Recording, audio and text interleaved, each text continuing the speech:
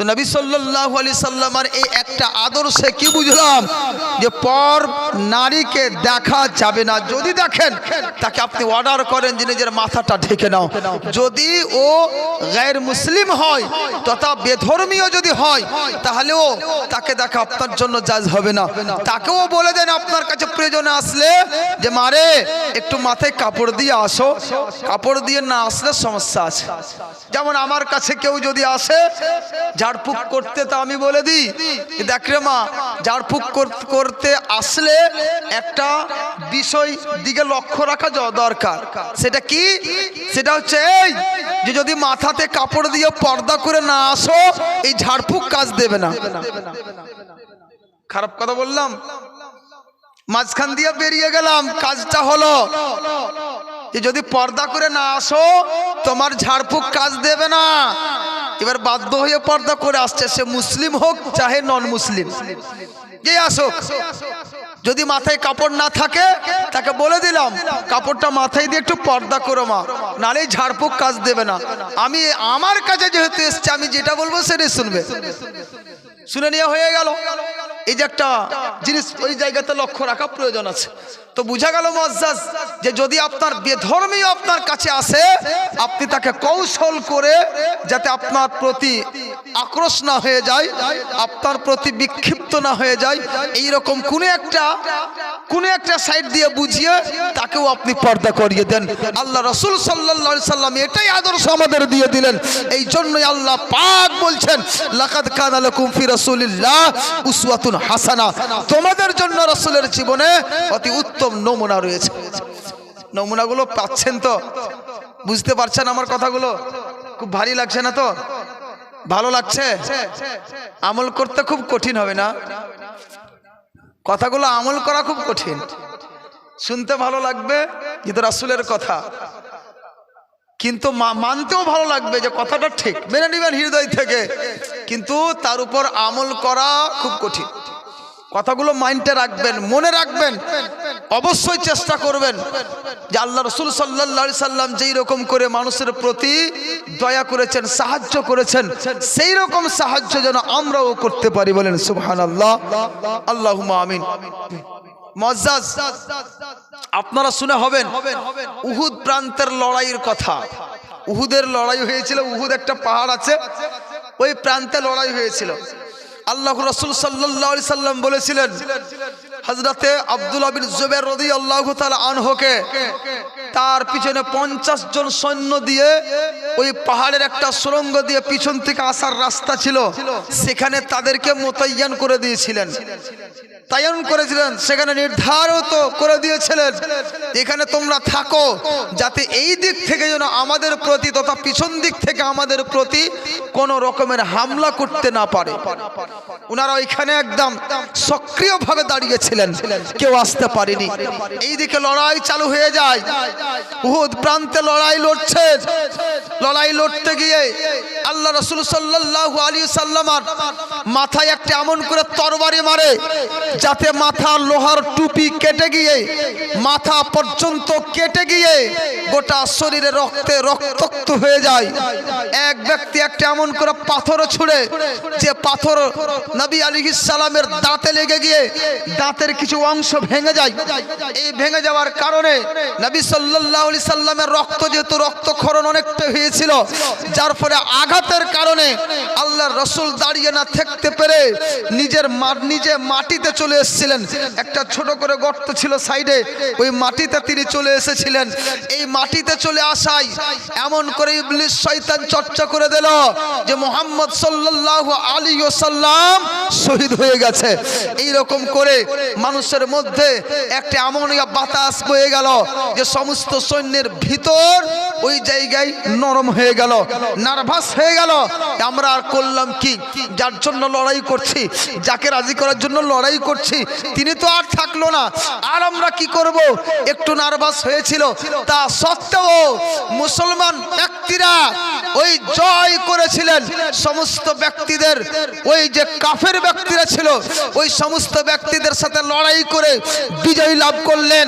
বিজয় লাভ করার পরে যখন সেই ব্যক্তিরা ওই ব্যক্তিদের মাল সম্পদ যখন নিতে এসেছিলেন, এই নেওয়ার অবস্থায় ছিলেন, এখনো অবস্থায় ওই যে সুরঙ্গে 50 জন ছিলেন, ওই ব্যক্তিরাও দেখছেন যে কাফের মুশরিক তো পালায়ন করেছে, তাদের মালে গনিমত গালা নিতে হবে, তাদের সাই সম্পদ গালা আমাদের জমা করে নিতে হবে।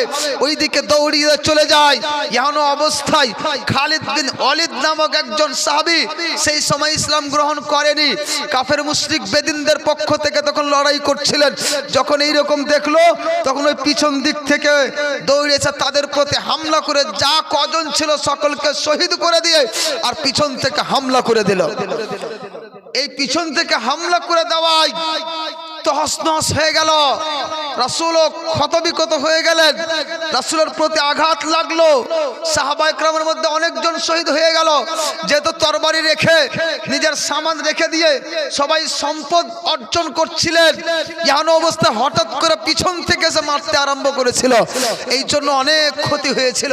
রাসূল সাল্লাল্লাহু আলাইহি সাল্লামের প্রতি যখন এইরকম আঘাত হয়ে গেল, কিছু সাহাবী সহ্য না করতে পেরে বলছেন, ইয়া রাসূলুল্লাহ, আপনার দোয়া তো আল্লাহ পাক গ্রহণ করেন, আপনি এইরকম অবস্থায় কষ্টে আছেন, আপনি আল্লাহ পাকের কাছে দোয়া করেন যাতে আল্লাহ পাক এই বিরোধীদেরকে ধ্বংস করে দেয়। আল্লাহ রাসূল সাল্লাল্লাহু আলাইহি সাল্লাম হাত তো উঠালেন, কিন্তু দুয়ার জন্য বা দুয়ার জন্য নয়, আল্লাহ রাসূল হাত উঠিয়ে তখন বলছেন, আল্লাহুম্মা হাদি কওমি ফা ইন্নাহুম লা ইয়ালামুন, হে আল্লাহ তুমি আমার এই সম্প্রদায়কে ক্ষমা করে দাও, ইনারা আমাকে না চিনে আমার প্রতি আক্রমণ করেছে। এইরকম অবস্থায় ক্ষমতা আছে যে ক্ষমা করে দিবেন শত্রুকে?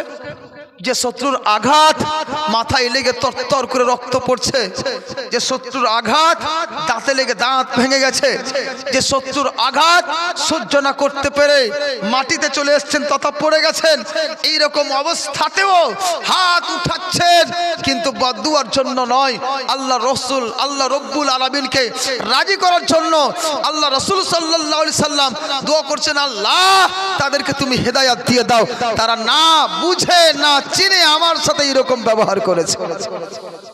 বুঝা গেল মুআজ্জাজ, যদি আপনাকে আমাকে এখনো শান্তি প্রতিষ্ঠিত করতে হয় তাহলে লড়াই করে নয়, বদলা নিয়ে নয়, ক্ষমা এমন করে করেন যে সাহায্য করতে করতে সাহায্যর তলে সে গেড়ে যায়, গেড়ে গিয়ে আপনার সামনে মুখ উঠাতে না পেরে সে এসে যেন কলমা পড়ে মুসলমান হয়ে যায়।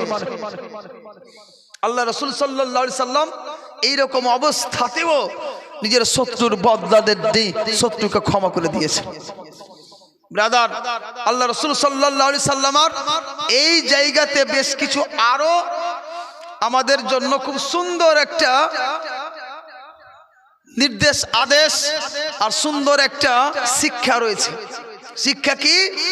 আল্লাহ রাসূল সাল্লাল্লাহু আলাইহি সাল্লাম বলেছিলেন, তোমরা এই পাহাড়ের এই দিকে এই 50 জন থাকবে যতক্ষণ পর্যন্ত আমি না বলেছি আসবে না। কিন্তু তারা নিজেই ভাবলেন যেহেতু কাফের পালিয়ে গেছে, আমাদেরও মালে গনিমতটা সঞ্চয় করতে হবে, এই জন্য নিজের জায়গা ছেড়ে দিয়ে চলে এসেছে। এই আশাতে কত বড় ক্ষতি হলো। এই জন্য মুআজ্জাজ রাসূল সাল্লাল্লাহু আলাইহি সাল্লামের কথার প্রতি আমল করেন। যদি রাসূলের কথা আপনি আমল না করবেন তাহলে আপনার বিপদ ঘটতে পারে, ঘটবেই। ঘটলো না? ইনারা এই জায়গায় যদি থাকতেন তাহলে এতটা ক্ষত বিক্ষত হতো না। আজকে মুআজ্জাজ আমাদের মাঝে একটা খুবই প্রচলন হয়েছে কি জল পান করা। যেখানে পেলাম সেখানে দাঁড়িয়ে দাঁড়িয়ে গট গট করে একদম দিলাম, উটের মতো সব চলে গেল পেটে, যাচ্ছে না। কিন্তু আল্লাহ রাসূল সাল্লাল্লাহু আলাইহি সাল্লাম বলছেন, যদি তোমরা জল পান দাঁড়িয়ে করেই ফেলো তাহলে মুখের ভিতরে আঙুল ভরে ওই জলটা বের করে ফেলো। তার মানে কি? এইটা একটা বিষ, এটা একটা বিষ। নাহলে নবী এটা বলতেন, তওবা করে নাও, আছে না অনেক গুনাহ, গুনাহ করে নিলে ওইটা তওবা করতে হয়, আস্তাগফিরুল্লাহ পড়ে নিলাম হয়ে গেল। কিন্তু জলটার কথা বলছে মুখে আঙুল ভরে বের করে ফেলো। তার মানে কি ভিতরে যতক্ষণ থাকবে তোমার ক্ষতি করবে। যদি ক্ষতি না থাকতো নবী ওটা বের করে ফেলতে বলতেন না, বলতেন ঠিক আছে খেয়ে নিয়েছো পরে আর খেও না, তওবা করে নাও, এটা তো বলতেন। তার মানে পেটের মধ্যে যতক্ষণ থাকবে আপনার ক্ষতি হবে। কিন্তু আমি আর আপনি বুঝতে পারি না। কিন্তু অবশ্যই আল্লাহর রাসূল যা বলেছেন প্রত্যেকটার ভিতরে অবশ্যই কিছু না কিছু কিন্তু নিহিত আছে, বলেন সুবহানাল্লাহ। যেমন দেখুন আরেকটা উদাহরণ আপনাদের দিই। খাবার খাচ্ছি না, খাবারে মাছি বসে, মাছি বসে না, খাবারে মাছি বসে। এই খাবারে যদি মাছি বসে যায় তাহলে কি করি আমরা? হাঁকিয়ে দিই, তাই না? হাঁকিয়ে ফেলে দিই। কিন্তু আল্লাহ রাসূল বলছেন না, কি করবেন? ফামকুলুহু, তাকে আরো ডুবিয়ে দাও, তাকে আরো ডুবিয়ে দাও। মাইন্ড কাজ করছে, ব্রেন কাজ করছে। এটা কি করে হয়? মাছি হাঁকিয়ে দিলাম, ডুবিয়ে দিলে তো আরো নোংরা লাগবে, এরকমই মাথাতে আসছে, আছে না? এটা কি হবে? এটা মনে হয় ঠিক হয় না। কিন্তু নবী বলছেন ফামকুলু, তাকে ডুবিয়ে দাও। কেন বললেন? যখন রিসার্চ করে দেখা হলো মাছির সামন দিকে দুটি পা থাকে, পট, এই যখন বসে এরকম করে, একটাতে হয় রোগ আর একটাতে হচ্ছে আরোগ্য, শিফা। যখনই সে বসে যেটাতে তার রোগ আছে ওটাকে আগে দিয়ে দেয়, বিষটাকে দিয়ে দিল, আর যেদিকে শিফা আছে এটাকে উঠিয়ে রাখলো, দিল না। আল্লাহর নবী বলছেন ফামকুলু, তাকে ডুবিয়ে দাও। যখন ডুবাতে যাবেন তখন বিষ আর এদিকে ঔষধ দুটো একসাথে মিলে গিয়ে আপনার কোনো ক্ষতি হবে না, বলেন সুবহানাল্লাহ। আপনার কোনো ক্ষতি হবে না। ওই জন্য বলি রাসূল যা বলেছেন ওতে অবশ্যই ওর মধ্যে কিছু না কিছু ভালো কিছু অবশ্যই নিহিত আছে। এইরকম আল্লাহ রাসূল যেহেতু বলছেন ভিতর থেকে বের করে ফেলে দাও, তাহলে কি হবে? যতক্ষণ থাকবে আপনার ভিতরে ততক্ষণ আপনার ভিতরে অবশ্যই বিষ আকারে কাজ করবে। না হলে নবী বলতেন না বের করে ফেলো, বলে দিতেন যে খেয়ে নিয়েছো এ পরে আর খেও না। কিন্তু এটা না বলে বলছে বের করে ফেলে দাও। এই জন্য ব্রাদার আমরা বুঝতে পারি অথবা না পারি, আল্লাহ পাক বলছেন লাকাদ কানা লাকুম ফি রাসূলিল্লাহ উসওয়াতুন হাসানা, তোমাদের জন্য রাসূলের জীবনে অতি উত্তম নমুনা রয়েছে। সুতরাং এই নমুনার উপর আমল আমাদের করতেই হবে। আমল করে যান, বুঝতে পারি অথবা না পারি, লাভ লস বুঝি অথবা না বুঝি, বাস জেনে নিতে হবে যে নবী এই কাজটা করেছেন, আমাদের করতে হবে। এই জাজবাটা আসবে, এই জাজবাটা থাকবে উচিত যদি আপনি আল্লাহ রাসূলের আশিক হন। হযরতে আব্দুল্লাহ বিন উমর রাদিয়াল্লাহু তাআলা আনহু একদাই একটা পাহাড়ের পাশে এক জায়গায় ধরে উটের নাকিল ধরে এইরকম উটটাকে ঘোরাচ্ছেন, বলেন সুবহানাল্লাহ। জিজ্ঞাসা করছেন যে ব্যাপারটা কি গো, এইরকম উটটা ঘোরাচ্ছ কেন এই জায়গায়? উনি বলছেন আমি জানি না কেন করছি। উনি বলছেন আমি জানি না কেন এই কাজটি করছি। তাহলে কেন করছো? বলছে আমি জানি না কেন করছি, তবে এই জন্যই করছি যে এই জায়গায় আল্লাহর রাসূল সাল্লাল্লাহু আলাইহি সাল্লামকে দেখেছিলাম এইরকম করে উটের নাকিল ধরে এই জায়গায় উটটাকে ঘুরিয়েছিলেন। এই জন্য উনার সুন্নাতকে পালন করার স্বার্থে আমি এই কাজটা করছি, বলেন সুবহানাল্লাহ। কি করলেন? কোনো উদ্দেশ্য নাই, নবী করেছেন তার জন্য তার ইশক মুহাব্বতে আমিও উটটাকে সেখানে ঘোরাচ্ছি, খেলাচ্ছি। তাহলে জাজবা এটাই হওয়া উচিত না? এটাই হওয়া উচিত।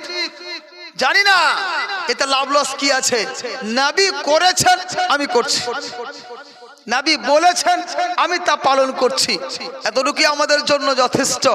আপনি তো বড় মুজতাহিদ নন, বড় বৈজ্ঞানিক নন যে আপনি প্রত্যেকটা জিনিস রিসার্চ করে আপনি দেখে নেবেন, প্রত্যেকটা হাদিস ও কোরআনে রিসার্চ করে আপনি দেখবেন, তা ক্ষমতা আল্লাহ আপনাকে দেননি। এই জন্য প্রয়োজন আছে যে নবী যা বলে গেছেন তার উপর আমল করে নেন। বলুন আল্লাহুম্মা সাল্লি আলা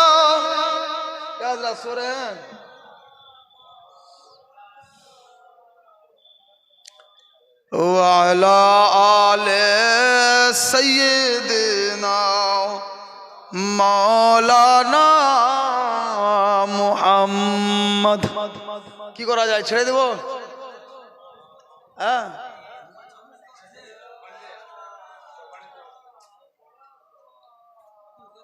ওয়ালা আলে সাইয়্যিদিনা।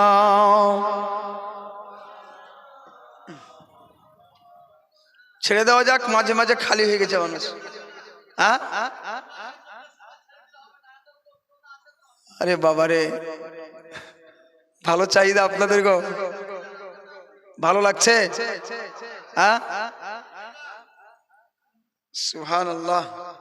ওই জায়গায় জায়গায় কিছু খালি হয়েছে তো, মানুষ যেমন বয়স হয়ে যায় না মানুষের, তো মাথার চুল টাক হয়ে যায়, ওই মতো এখন বয়স তো আপনাদের হয়নি, 12টা বাজেনি, তার আগেই এখন 12:15 প্রায় দেখছি টাক হয়ে গেছে আমার মাহফিল। ওই জন্য ভাবছিলাম যে হয়তো থাক, একবারে ব্যাল করে ফেলে দেন, শেষ। হ্যাঁ, কত টাক করবেন? যাক, মুআজ্জাজ, আল্লাহ রাসূল সাল্লাল্লাহু আলাইহি সাল্লামের জীবন আমাদের দেখতে হবে।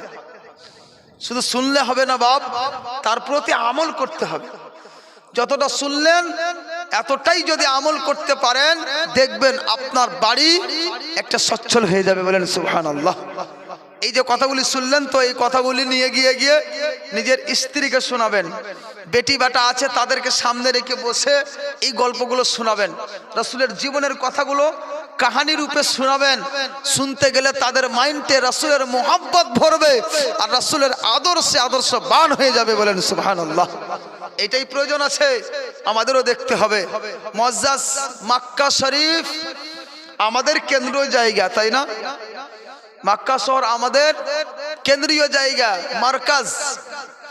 তো মক্কা শহর শুধু আমাদের এখন যেমন মার্কাজ, এখন শুধু মার্কাজ আছে তা নয়, পূর্বেও জাহিলিয়াতি যুগেও এটা মার্কাজ ছিল। বলেন সুবহানাল্লাহ। মক্কা শহরে একটা হাজরা নামক একটা বাজার ছিল, এখন সব তো ধ্বংস করে দিয়েছে। এই যতদিন থেকে আলে সৌদ হুকুমতে এসেছে ততদিন থেকে সমস্যা বেড়েছে, নাবির নিচে হাত বাঁধতে বাঁধতে এখানে চলে এসছে। রাসূল নাকি মরে মাটিতে মিশে গেছে, নাউযুবিল্লাহ। বিভিন্ন রকমের সমস্যা চালু হয়েছে। আগে এই সমস্যাটা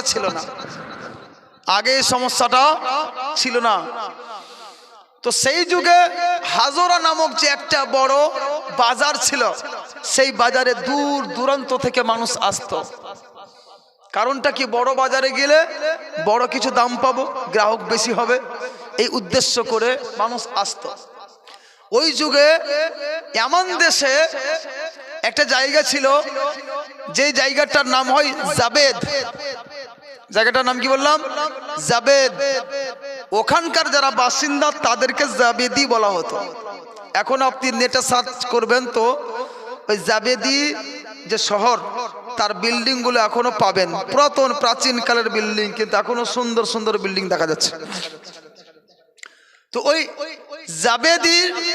জাবেদ শহরের একজন ব্যক্তি, ওই ব্যক্তিটির কাছে 3টি উট ছিল, যে 3টি উট খুব দামি উট, লাল উট ছিল, সেই লম্বা উঁচু, মানে উট কয়েক কালারের হয়, কিন্তু তার মধ্যে যে উটের কালার লাল হয় তার দাম বেশি।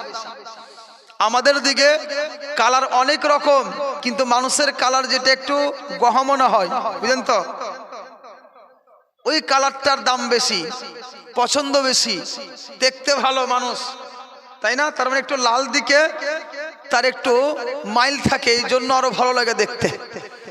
তো এই উটের দাম, ওই লাল উট যেটা হয় তার দামটা খুব বেশি। ওই জাবেদি ভাবলো যে আমার উট তো খুব সুন্দর, উঁচা লম্বা, এর রং ভালো, কালার ভালো, একে নিয়ে যদি ওই হাজরা নামক বাজারে যেতে পারি অনেক দাম পাবো, অনেক টাকা পাবো। এই করে ওই জাবেদি ব্যক্তি তখন ওই 3টি উটকে নিয়ে আর এই মক্কা শরীফ পৌঁছে গেলেন। এসে হাজরা নামক যে বাজার, এই বাজারে উপস্থিত হয়ে গিয়ে যখন বাজারে সেই উট ঢুকলো, দেখা যাচ্ছে যে প্রত্যেক দিক থেকে মানুষ শুধু সেই উটের দিকে ঝুঁকে পড়লো, কারণ উটটা দেখতে খুব সুন্দর, উটের যে কালার তা ভালো, হাইট তাও ভালো, এই জন্য সেই উটের দিকে লক্ষ্য রেখে সকল ব্যক্তির দৃষ্টি ওই উটের উপর পড়লো।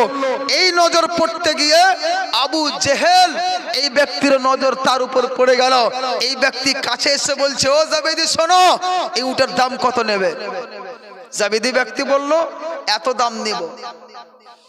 আবু জেহেল মুচকিয়ে হেসে বলছে, শোনো, তুমি যা দাম বললে এই দামের 3 অংশের 1 অংশ দেব, দিবে কি উটটা? মাথাটা খারাপ হবে না? মাথাটা খারাপ হবে না? হবে না?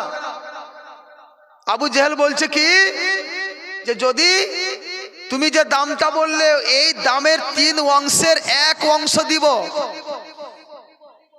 জাবেদের মাথা খারাপ, উনি বলছেন এইরকম ব্যাপার না, উট দেওয়া যাবে না। আবু জেহেল বলে দিয়ে চুপ করে একদিকে কোনায় গিয়ে বসে আছে। ওই আবু জেহেল এর বড় একটা দবদবা ছিল। দবদবা এখনো কিছু লোকের হয়, মানে ওর দাপট ছিল। দাপট বুঝেন তো ভাষাটা? ওই একটা দাপট ছিল। এই দাপটের কারণে এটা চর্চা ছিল যে ও যে জিনিসের দাম লাগিয়ে দিল, অপর কোনো ব্যক্তির সাহস হতো না ওর উপরে কোনো দাম লাগাবে, কারণ দাম লাগালেই ওই আবু জেহেল তার পিছনে লেগে যেত, তার প্রতি বিভিন্ন রকমের অত্যাচার করত। এইবার যেমন আবু জেহেল দাম লাগিয়ে দিয়েছে, এই কথাটা গোটা বাজারে একদম বাতাসের মতো ছড়িয়ে পড়ল। সকল মানুষ আসে আর উটের দিক দেখে, ওহ কি সুন্দর উট গো, এর দাম এত, আবু জেহেল লাগিয়েছে। বাবা একদম চোখ সব ফিরিয়ে নিল, কোনো ব্যক্তি আর সেই দিকে লক্ষ্য করে না। চাইছে, দিল চাইছে নিব, তা সত্ত্বেও যেহেতু আবু জেহেল দাম লাগিয়েছে আর এই দামে তো দিবে না, আর এই দামে নাও যাবে না, আর এই চাইতে বেশি দাম দিতেও পারা যাবে না, দিলেই আবু জেহেলের অত্যাচার শুরু হয়ে যাবে। এই করে বেচারা সকাল থেকে সন্ধ্যা লাগতে আসছে, কিন্তু আর কোনো ব্যক্তি দামের দিকে এগিয়ে আসে না। এই ব্যক্তি বসে বসে একদম কানোমানো হয়ে ভাবছে করি কি। তখন সেই উটকে বাজারে রেখে দিয়ে আর গ্রামের দিকে এগিয়ে আসলো। গ্রামের দিকে এগিয়ে আসার পরে যেখানে সেখানে যাদেরকে দেখতে পাচ্ছেন, সেখানে বলছে, কুরাইশ বংশ, আমরা শুনেছিলাম তোমরা বড় ইনসাফওয়ালা ব্যক্তি, তোমরা কারো প্রতি অত্যাচার করো না, কিন্তু আমি দেখছি পুরো উল্টো, এখানে গেল ওখানে গেল, কিন্তু কোনো জায়গায় কোনো সাহায্য সেই ব্যক্তি পেল না। শেষ পর্যন্ত কাবা শরীফের হারাম শরীফে প্রবেশ করছেন, এমন অবস্থায় দেখছেন আল্লাহ রাসূল সাল্লাল্লাহু আলাইহি ওয়াসাল্লাম কয়েকজন ব্যক্তিকে নিয়ে পাশে সেখানে বসে আছে। কয়েকজন ব্যক্তিকে নিয়ে বসে আছেন। সেখানে গিয়েও এই ব্যক্তি তখন বলছেন, ইনি কিন্তু চিনেন না যে কোনটা আল্লাহ রাসূল আর কোনটা কে। বাস ইনি ভাবছেন যে কুরাইশ বংশের লোক হবে, এই হিসাব করেই ওই জাবেদি ব্যক্তি তখন বলছেন, হে কুরাইশের মানুষেরা, আমরা শুনেছিলাম তোমাদের খুব চর্চা, আমরা শুনেছিলাম তোমরা খুব ন্যায়পরায়ণ, আমরা শুনেছিলাম তোমাদের খুব দাপট, কিন্তু দেখছি যে তোমরা তো অত্যাচার করো মানুষের প্রতি, তোমাদের নিকটে ইনসাফ বলে কোনো জিনিস নেই। আল্লাহ রাসূল বলছেন, কেন কি হয়েছে? মানুষ জালামাকা, তোমার প্রতি কে জুলুম করেছে? তখন সেই ব্যক্তি বলল যে এইরকম ব্যাপার, আমি 3টি উট নিয়ে এসেছিলাম, এই উটের দাম এই লাগাতে গিয়ে একজন ব্যক্তি যার নাম আবু জেহেল বলছে এত দাম লাগিয়েছে, তারপরে আর কেউ দাম লাগাই না, আমি এত সুন্দর উট এত অল্প দামে কি করে আমি দেব? আমি তো ইয়ামান থেকে এসেছি, মোটা একটা দাম পাবো তার উদ্দেশ্যে। আল্লাহ রাসূল বলছেন, এইরকম ব্যাপার, কোথায় আছে তোমার উট বলো। তখন আল্লাহ রাসূল ওই সাহাবীদের সাথে করে নিয়ে আর বাজারে যাচ্ছেন, বলেন সুবহানাল্লাহ। ওই জাবেদি ব্যক্তিকে সাথে নিয়ে বাজারে বেরিয়ে গেলেন। যখন বাজারে যাচ্ছেন দেখছেন সত্যি যত উট আছে সমস্ত উট চাইতে উঁচু উট হচ্ছে সেই ব্যক্তির। সুবহানাল্লাহ। সমস্ত উটের চাইতে সুন্দর উট হচ্ছে সেই ব্যক্তির। আল্লাহ রাসূল উটের কাছে গিয়ে তখন সেই ব্যক্তিকে বলছেন যে বলো তুমি এই উটের দাম কত নেবে? সেই ব্যক্তি বলল এত চাইছি। আল্লাহর রাসূল নিজ পক্ষ থেকে অতটা টাকা তাকে দিয়ে উটটা কিনে নিলেন। বলেন সুবহানাল্লাহ। উট কিনে নিলেন। উট কিনে নেওয়ার পরে ওই তিনটি উটের নাকিল ধরে আছেন আল্লাহর রাসূল, সারা জগতের বাদশা, সমস্ত নবীদের নবী, সমস্ত রাসূলদের রাসূল।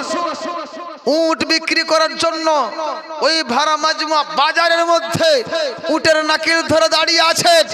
যখন দেখছেন আল্লাহর রাসূল আছে এমন অবস্থায় বেশ কিছু লোক তখন তার দিকে এগিয়ে আসলো।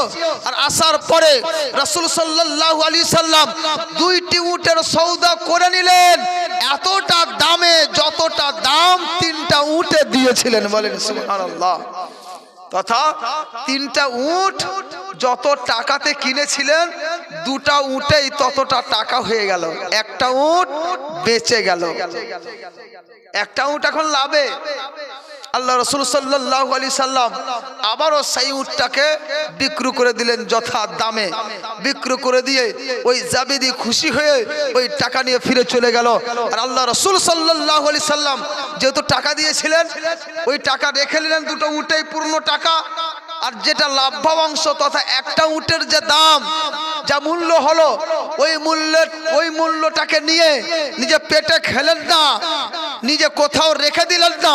আল্লাহ রাসূল আসলেন আর আসার পরে আব্দুল মুত্তালিবের বংশের মধ্যে যারা গরিব মিসকিন ছিলেন এই সমস্ত ব্যক্তিদের কাছে তিনি দান করে দিলেন। সুবহানাল্লাহ। আল্লাহ রাসূল ওই টাকা নিয়ে আবার গরিব মিসকিনদের কাছে নিয়ে এসে তাদেরকে দিয়ে দিলেন, দান করে দিলেন। এরাও খুশি, ওই ব্যক্তিও খুশি, আর কাজটাও সৎভাবে সফল হয়ে গেল। সুবহানাল্লাহ। মুআজ্জাজ এবার আল্লাহ রাসূল সাল্লাল্লাহু আলাইহি সাল্লাম ভাবছেন যে এই কাজটা তো আগে হলে এইরকম, আজকে পরবর্তীতে তো আবারও এই আবু জেহেল এইরকম করবে যদি তাকে কিছু না বলি, তাহলে যে ভুল করে ওকে টুকতে হয়, টুকলে অবশ্যই তার মাথাতে একটু না একটু চিন্তা থাকবে। এই জন্য আল্লাহ রাসূল আবু জেহেলের কাছে যাচ্ছেন, দেখছেন তো এক কোনায় একা বসে আছে। আল্লাহ রাসূল সেখানে যাওয়ার পরে বলছেন শোনো, তোমার জন্য এইরকম বদনাম হচ্ছে কুরাইশ, তুমি সেই উটের দর এতটা লাগিয়েছিলে কেন, এইরকম ব্যবহার তোমার, এই করে বিভিন্ন কথা বলে আল্লাহ রাসূল তাকে ডেটে যাচ্ছে। কিন্তু আবু জেহেল মাথা নত করে শুনতেই আছে, কোনো চালা নাই। মনে হচ্ছে যে ও একদম ভয়ে জর্জরিত হয়ে গেছে। আল্লাহ রাসূলের যা বলার ছিল তাকে বলে দিলেন, খবরদার আজকের পর থেকে যদি তোমার মাধ্যমে এই রকম কাণ্ড ঘটেছে তাহলে মনে রাখো এমন কিছু তোমার সাথে হবে যা তুমি অপছন্দ করবে। তাকে এইরকম করে বলে আল্লাহ রাসূল চলে আসলেন।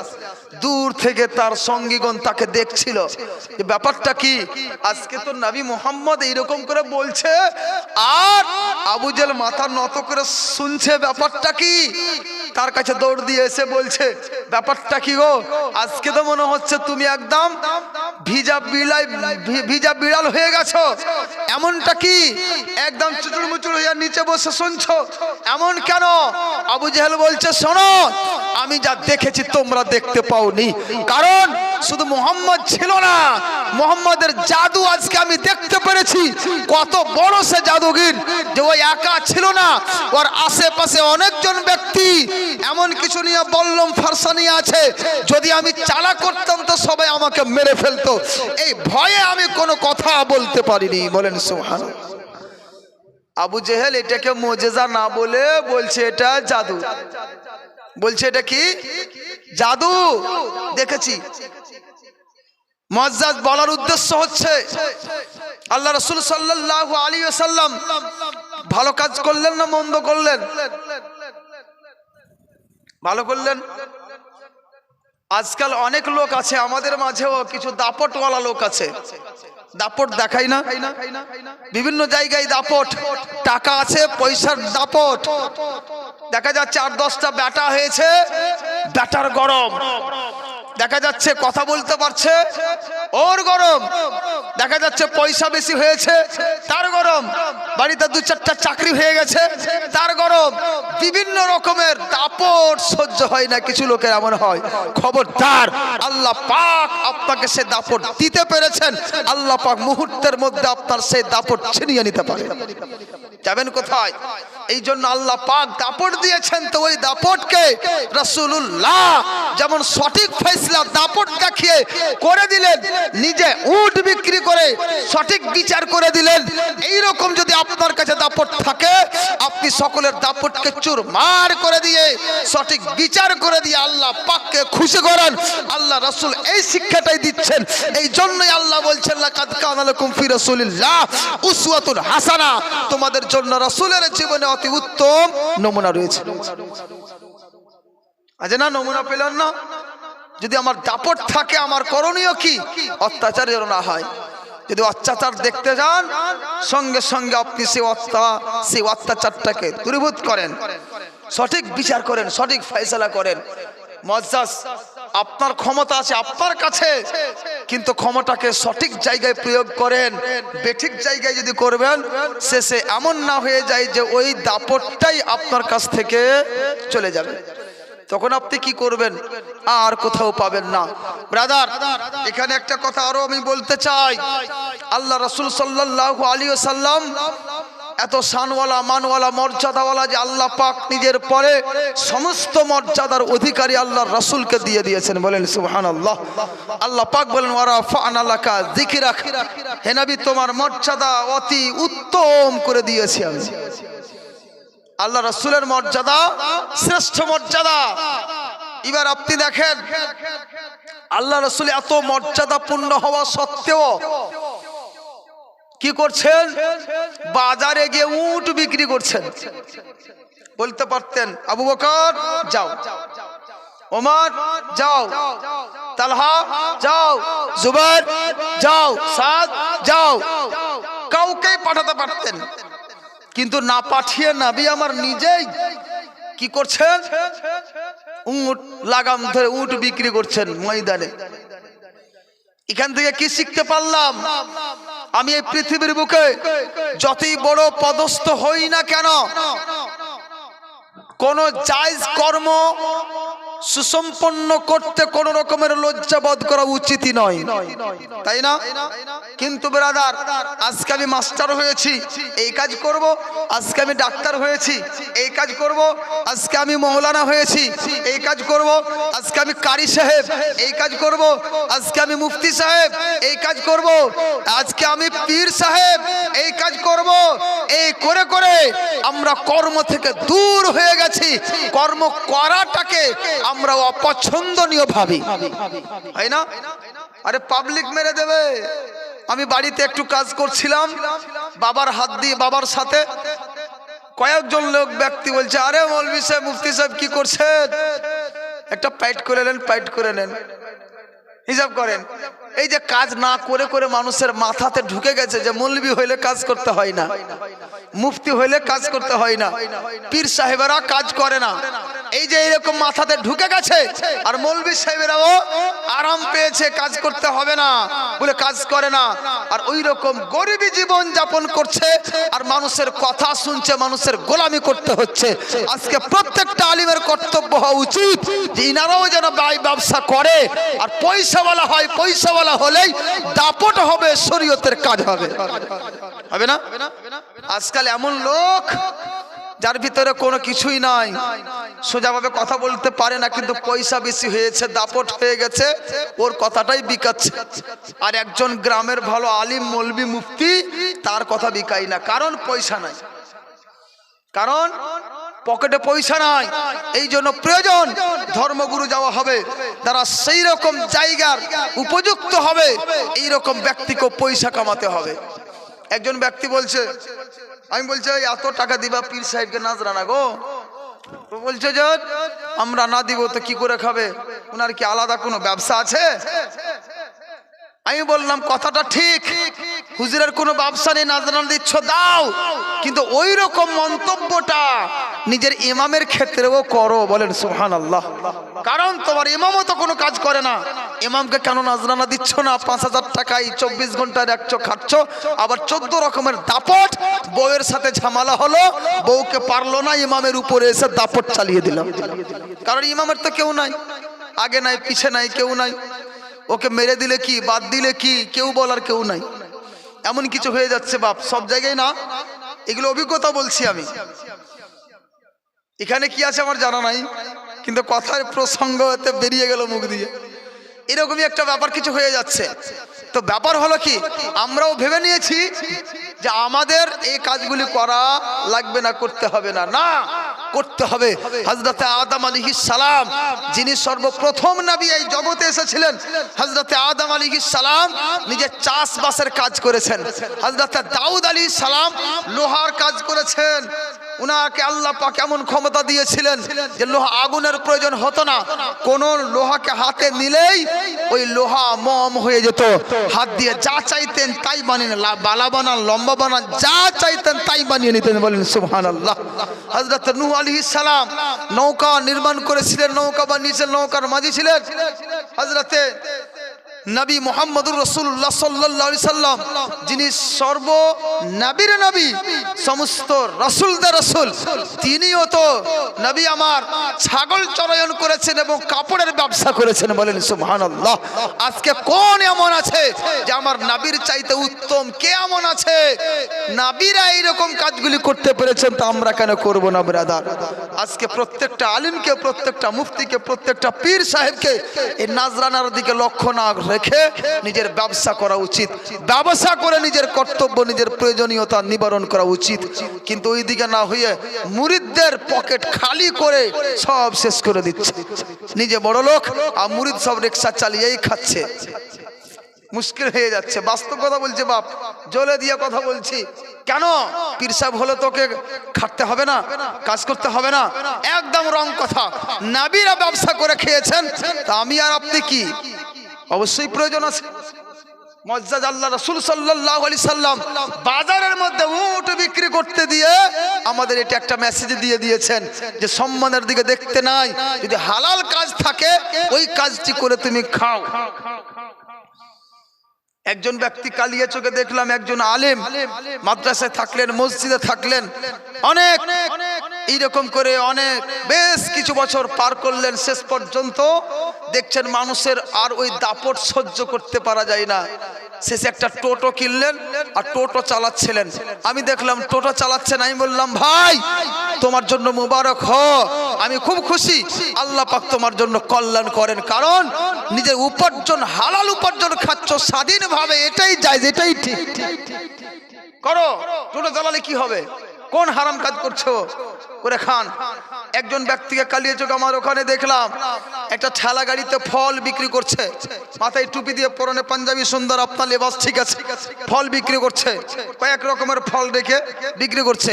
তাকেও বললাম, আমি জুমার বক্তব্যে তার প্রশংসা করলাম, আলহামদুলিল্লাহ, প্রয়োজন রয়েছে এই আলিমদেরকে ব্যবসাতে আসার।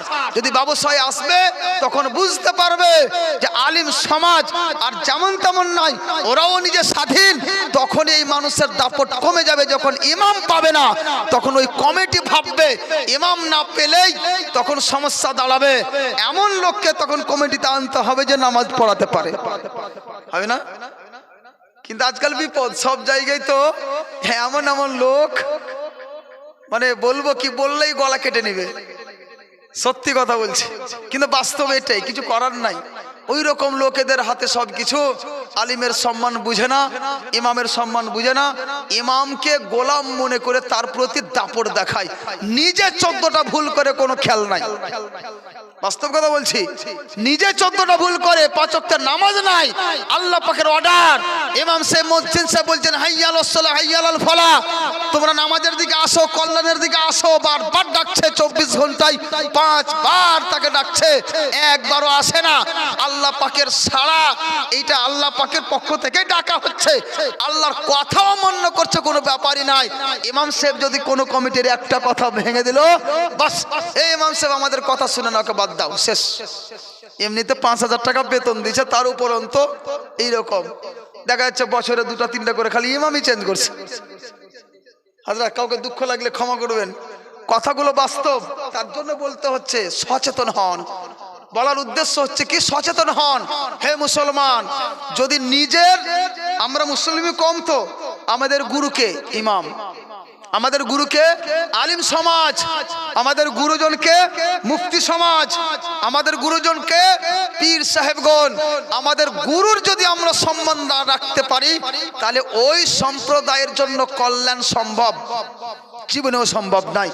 আপনাকে উদাহরণ দিই, একটা বাড়িতে যদি 5-7 জন সদস্য থাকে, ওই বাড়িতে ওই বাবার যদি সম্মান না থাকে, তাহলে ওই কুকুর শিয়াল হবে ওই বাড়ির, মানে বৃন্দগণ দেখবেন, বাস্তব কথা বলছি। ওই বাড়িতে যদি একজন গার্জেন ভালো না থাকে, গার্জেনের সম্মান না থাকে, গার্জেনকে ফলো না করে, গার্জেনের কথা না শোনে, গার্জেনের দাপট দিকে লক্ষ্য না থাকে, তাহলে দেখবেন ওই পরিবারটা সচ্ছল কখনোই হতে পারে না। এইরকমই যদি একটা সমাজে মডেল সর্দারের সম্মান না থাকে, ওই সমাজে মাদ্রাসা, মসজিদ, সেক্রেটারি, প্রেসিডেন্ট যারা দায়িত্বে আছে তাদের সম্মান না থাকে, ইমামের সম্মান না থাকে, তাহলে জীবনেও ওই জায়গাতে কখনোই কল্যাণ হতে পারে না, সম্ভব কিচ্ছু চলবে না। আপনি একটা স্কুল নিয়ে নেন, প্রধান শিক্ষককে যদি কেউ না মানে, 7টা থেকে ক্লাস, কেউ আসছে 7:30, কেউ আসছে 8টা, সবাই এসে সই করছে, প্রধান শিক্ষক কিছু বলছে, চুপ করেন তো, বেশি বলেন না, ওই কথাই শুনে না, ওই প্রতিষ্ঠানটা সঠিক চলবে, পড়াশোনা ভালো হবে, কোনো মতেই হতে পারে না। এই জন্য যারা গুরুজন তাদের শ্রদ্ধা করেন, তাদের ভক্তি করেন, তবে আমাদের এই জীবন কল্যাণময় হবে। কিন্তু দুঃখের বিষয়, আজকে আমাদের এই নতুন প্রজন্ম যারা নতুন হচ্ছে, এদের তো কি বলবো, দেখাই যায় না, কিচ্ছু শোনে না, নিজেই বাবার সামনে একদম নিয়ে নিয়েছে সিগারেট টানছে, হাই ফাই। আগে দেখেছি বড় কাকা, বড় দাদা চলে এসছে, তো আমরা পালিয়ে গেছি, সত্যি কথা বলছি, আমরা পালিয়ে গেছি, যদিও বিড়ি সিগারেট খাইনি, এমনি ওকে দেখতে পেয়েই দূরে সরে গেছি। কিন্তু আজকাল ওর সামনে সিগারেট খাচ্ছে, আচ্ছা না, এরকম এমন কিছু আছে, মানে বড়দের শ্রদ্ধা ভক্তি আর নেই।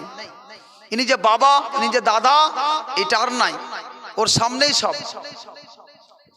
কিন্তু সব বলতে যেটা জায়েজ কাজ, ভালো কাজ, এই কাজগুলি করেন, সামনে অসুবিধা নাই, মোহাম্মত বাড়বে। কিন্তু যেইগুলি লজ্জানীয় কাজ, এই সমস্ত কাজ করতে হবে না, সম্মান রাখতে হবে। আল্লাহ রাসূল সাল্লাল্লাহু আলাইহি সাল্লাম বলছেন, লাইসা মিন্না মান লাম ইউকির সাগীরানা ওয়া মান লাম ইউকির কাবীরানা ওয়া লাম ইউকির সাগীরানা। এই যে কথাটা বলা হয়েছে, তো আল্লাহ রাসূল সাল্লাল্লাহু আলাইহি সাল্লাম বলছেন যে ও আমার নয়, যে বড় হয়ে ছোটর প্রতি স্নেহ মমতা করলো না, আর যে ছোট হয়ে বড়র শ্রদ্ধা ভক্তি করলো না।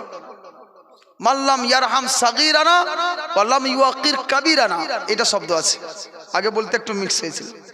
মাল্লাম ইয়ারহাম সাগীরানা ওয়া লাম ইউকির কাবীরানা, এটা হচ্ছে পবিত্র হাদিস।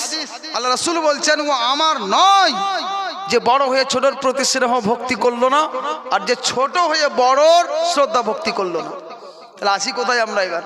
দেখেন, এই যে শ্রদ্ধা ভক্তি আমাদের মাঝে নেই, যার ফলে আমাদের রহমত বরকত আজকাল বাড়ি থেকে, গ্রাম থেকে সব দূর হয়ে যাচ্ছে, দিনের পর দিন মানুষ ইসলাম থেকে দূরে চলে যাচ্ছে।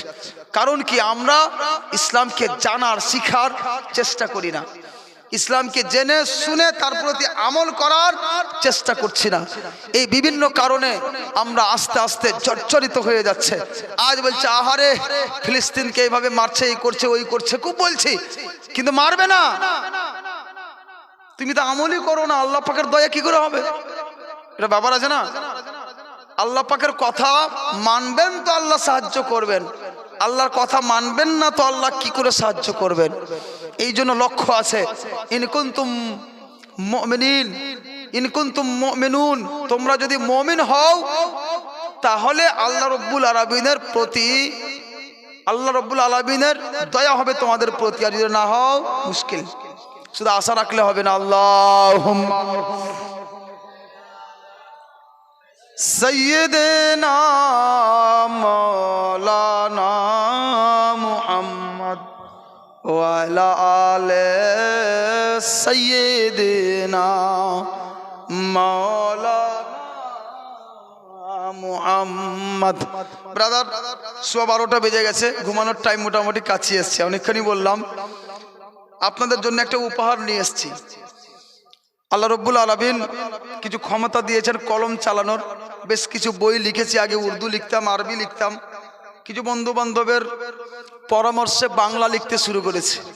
কিছু কিছু জায়গায় দেখলাম মসজিদে যখন ঢুকছি তো এটা মসজিদ না ফার্নিচার বোঝা যায় না, এমন চেয়ারে লোড হয়ে গেছে। সত্যি বলছি, কিছু কিছু লোককে দেখা যাচ্ছে যে 25 কিলোমিটার সাইকেলে রান করছে, কোনো ব্যাপার নাই, মসজিদে আসলেই চেয়ারে বসে পড়লাম। জানি না আল্লাহ পাক তার কি ব্যাপার আছে না আছে, আল্লাহই জানেন। এই জন্য এই সব দিককে লক্ষ্য রেখে একটা বই লিখেছি। বইটার নাম রেখেছি চেয়ারে বসে নামাজ পড়ার বিধান। এতে পাবেন কিভাবে নামাজ পড়তে হবে যে ব্যক্তি চেয়ারে বসবে। প্রথমত চেয়ারে বসতে পারবে কে আর কে পারবে না, কার জন্য চেয়ারে বসা জায়েজ, কার জন্য চেয়ারে বসা জায়েজ নয়। এবং চেয়ারে যদি বসা জায়েজ হয় আর জামাতে যদি শরীক হয়, তাহলে জামাতের সময় চেয়ারটা রাখবে কোথায়, পিছনে না কাতার বরাবর পিছনের খুঁড়া, কিভাবে রাখবে আর নামাজটা আদায় করবে, পরিপূর্ণ ব্যাখ্যা বিশ্লেষণ এই কিতাবে করে দিয়েছে। আর এর সাথে সাথে একটা ব্যাখ্যা পাবেন যে অসুস্থ ব্যক্তি কিভাবে নামাজ পড়বে। অসুস্থ ব্যক্তি বলতে দাঁড়াতে পারে না, কি করবে, বসতে পারে না, কি করবে, মাটিতে সাজদা করতে সক্ষম নয়, ও কি করবে, কোন সময় কোন আধারে ওই নামাজ আদায় করবে, এই পূর্ণ ব্যাখ্যা এই বইয়ে আছে। হয়তো আপনি ভাবছেন আমি এখন যুবক, আমার তো দরকার নাই, কিন্তু একদিন খুঁজবেন বইটা, যখন শরীর চলবে না, বয়স হয়েছে, এখন কিভাবে নামাজ পড়ব, এই বইটাতে তার ব্যাখ্যা পূর্ণ পেয়ে যাবেন। আর যদি কোনো মশলা বুঝতে অসুবিধা হয়, আমার মোবাইল নম্বর এটা দেওয়া আছে, আমার মোবাইল নম্বরে কল করলে আপনি আশা করি উত্তর পেয়ে যাবেন। যে কোনো প্রয়োজনে মশলা মাসাইল জানতে কল করতে পারেন, কোনো অসুবিধা হবে না, ইনশাল্লাহ উত্তর দেব। তবে বলতে পারি এখন ব্যস্ত আছি, পরে করেন, সুযোগ সময় থাকলে অবশ্যই বলে দেব। এরকম হাজারো মানুষ প্রত্যেক দিন ফোন করতে থাকছে, এতে আমার মোবাইল নম্বর দেওয়া আছে। এই বইটির দাম মাত্র 20 টাকা। যারা নেবেন 20টা টাকা দিয়ে বইটি নিয়ে যান। এই অধমকে স্মরণ রাখবেন, একটা বই 20 টাকা দিলেন, ভাববেন খুব বেশি কিছু দিলাম, তা নয়, এতে অনেকগুলি লাভ হবে। বইটা আপনারা নিয়ে যাবেন, আমি ভাববো যে আমার বইটা সেল হলো, তার মানে আমাকে আরও একটা বই হয়তো লেখার অনুভূতি আমার ভিতরে জাগবে, যে না বইয়ের চাহিদা হয়েছে, আমি এইটা সেল করতে পেরেছি, আবার একটা কাজ হবে, অনুভূতিটা জাগাবে। 20টা টাকা দিলেন কিন্তু ভিতরে জাগলো, ওই টাকা থেকে আবার দ্বিতীয় একটা বই ছেপে আসবে। আপনার আমার মতো অনেক লোক আছে যাদের পর্যন্ত ধর্মের খিদমত হবে। আজকে প্রায় 2 ঘন্টা ধরে যে আমি বক্তব্য দিচ্ছি, আপনাদের কিছু শিক্ষা দিলাম। এই রকম শিক্ষা অজের মাধ্যমে দিচ্ছি, ওই রকমই শিক্ষা বইয়ের মাধ্যমে দিচ্ছি। এই জন্য বলবো আপনাদের এই একটা করে বই হাতে নিয়ে যান, এই অধমকে স্মরণে রাখবেন। আর দেখবেন এ বাবু কেউ আছো, বইগুলো একটু নিয়ে যাও তো, যে যে নিবে একটু দিয়ে দিবা, 20 টাকা করে নিয়ে নেবেন। আজ ওখানে বসেন, উঠলে তো আবার হাঙ্গামা হয়ে যাবে। কোন একটা ব্যক্তিকে দিয়ে দেন তো, শেষে দিবেন, এইভাবে দিয়ে এখানে দিয়ে কেউ দিয়ে দিলে পরে ভালো হতো, নিয়ে চলে যেত।